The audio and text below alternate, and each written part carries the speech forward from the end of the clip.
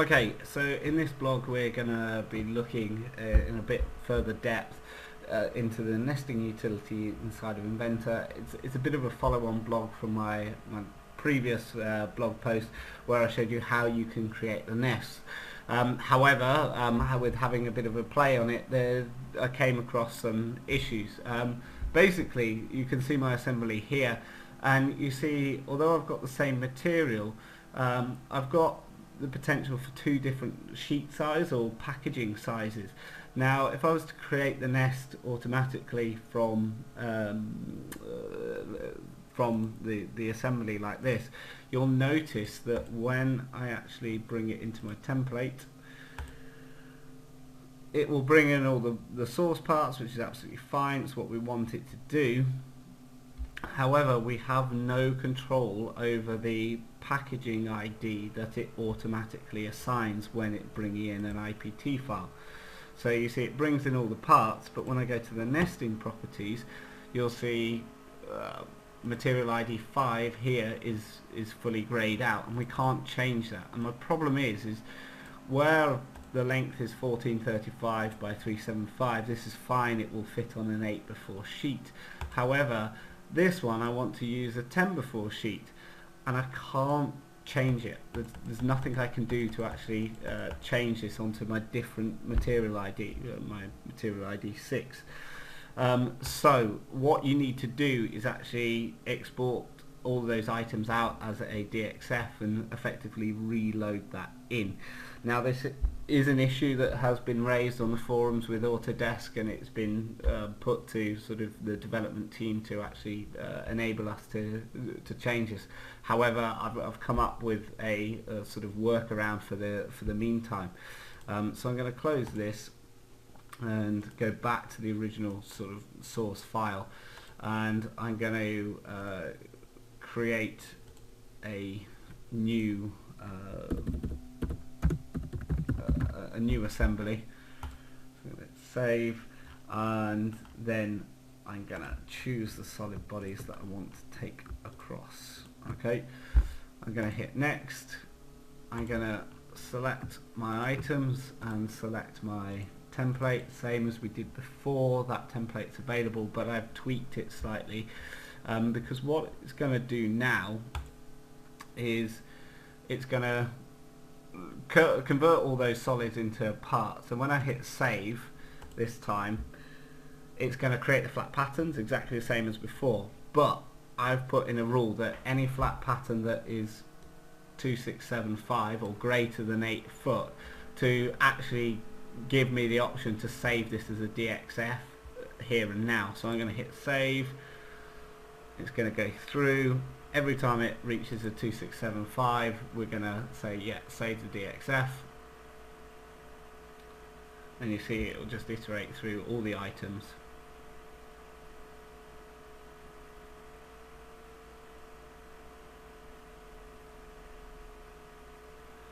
Yes.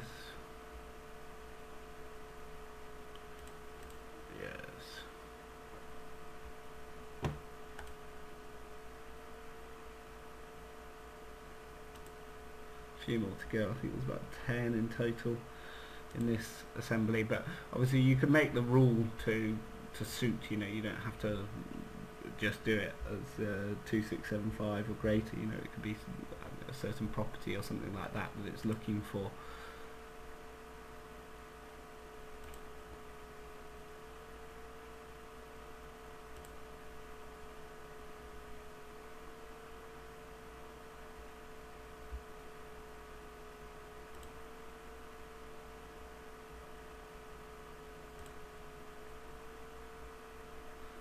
Nearly there.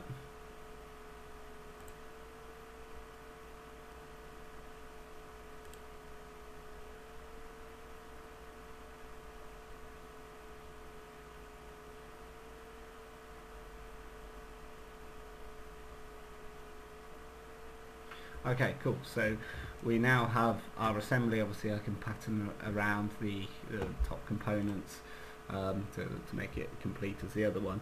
But this time you'll see when we go create nest, do exactly the same thing. We can hit OK. it's going to bring in all the part files as it did before.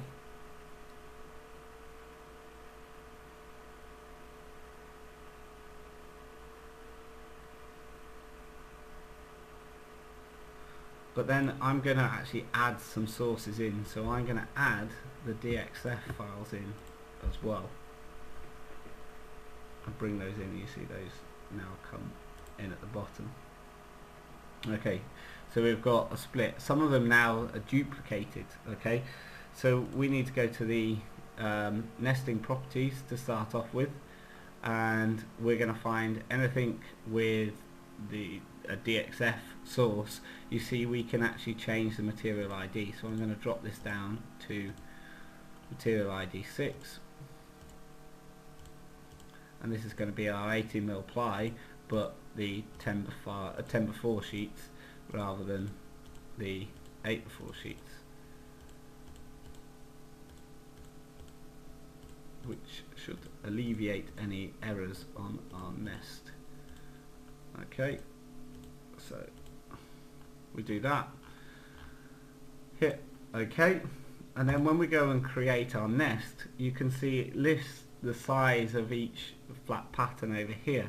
So anywhere where it's got 2675 in the length, I'm going to untick the IPT file, because we don't want to obviously duplicate that part in any way, because it's got the wrong sort of packing ID. It will just get an error on our nest. So just go through, untick any 2675, and these last two at the bottom here, but you'll see we'll keep all the 2675 dxf files, and you see it's got the different packagings and material IDs going on. Maybe I missed one. These two. So I'm just going to cancel that, go back to my nesting properties. I missed changing those two. Okay, cool. So do that again, doesn't hurt. So 2675, 2675, 2675, 2675. That's 1435. And 2675, 2675.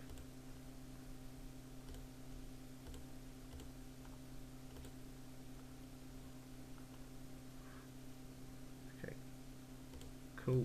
This time you see it's only two packing IDs, the 8x4s and the 10x4s. So let's go back up and just double check that I got all of them. Yes, yes, yes. Yep. Yep, yep. 2675. Thought I missed some. So yeah, we tick off all the IPTs. Once you are happy and you have got all of them, we can then hit OK, and you see our nest goes away, and it's actually creating two nests for us. And you'll notice there's no errors because everything fits onto the appropriate size sheet. So these are the 8x4 sheets and these are the 10x4 sheets. Obviously some of them are only single parts, but we get all of our parts fitted on in one go. Great, hope that's useful. Thanks.